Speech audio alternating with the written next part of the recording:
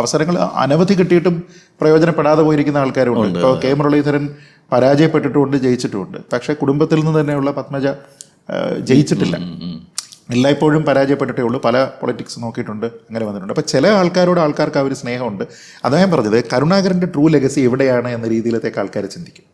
ഞാൻ കൂടുതൽ കരുണാകരൻ എന്ന രാഷ്ട്രീയക്കാരനെ കാണുന്നത് പത്മജയിലാണോ അതോ കെ മുരളീധരനാണ്. ഈ ഒരു ആനുകൂല്യം, ഒരു ലീവേ ആൾക്കാരെല്ലായ്പ്പോഴും കൊടുക്കുന്നുണ്ട്. പക്ഷേ അതിനപ്പുറം സ്ട്രഗിൾ ചെയ്തിട്ട് തന്നെ ഇന്നത്തെ കെ മുരളീധരൻ കെ കരുണാകരൻ്റെ ലെഗസിയിൽ ജീവിക്കുന്ന ആളാണോ എന്ന് ചോദിച്ചാൽ അല്ലല്ല, നിശ്ചയമായിട്ടും അല്ല. അദ്ദേഹത്തിന് പാർട്ടിയിൽ മുന്നണിയിൽ അതിൻ്റേതായിട്ടുള്ള അവസരങ്ങൾ ഉണ്ടായിട്ടുണ്ട്. ഇപ്പോൾ സ്വന്തമായിട്ട് ഒരു സ്ഥാനം ഉണ്ടാക്കിയിരിക്കുന്ന ആളാണ്. പക്ഷേ ആ സ്വന്തമായിട്ടുള്ള സ്ഥാനം ഉണ്ടാക്കാൻ ഒരുപാട് വർഷം വേണ്ടി വന്നു.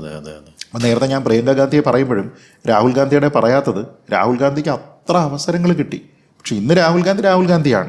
ഈ അവസരങ്ങൾ പക്ഷേ 10-20 വർഷം കൊടുത്തതുകൊണ്ടാണ്. ഞാൻ പറഞ്ഞത്, ആ 20 വർഷം നിങ്ങൾ ആർക്കും കൊടുക്കുമെങ്കിൽ ഇവിടെ എത്രയോ നേതാക്കന്മാരുണ്ടാവും, ഇതിനേക്കാൾ ബെറ്റർ ആയിട്ടുള്ള നേതാക്കന്മാരുണ്ടാവും. ഇപ്പോൾ കോൺഗ്രസ്സിൽ ഈ ഡൈനസ്റ്റിക് പൊളിറ്റിക്സ് ഇല്ല എന്ന് വെച്ചു.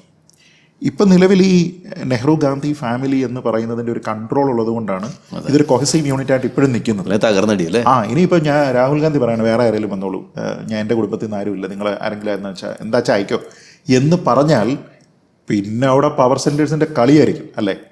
അതിനെ നിലനിർത്തിക്കൊണ്ട് പോകുന്നത് ചിലപ്പോൾ ഇതൊക്കെ തന്നെയാണെന്നാണ് എനിക്ക് തോന്നുന്നത്.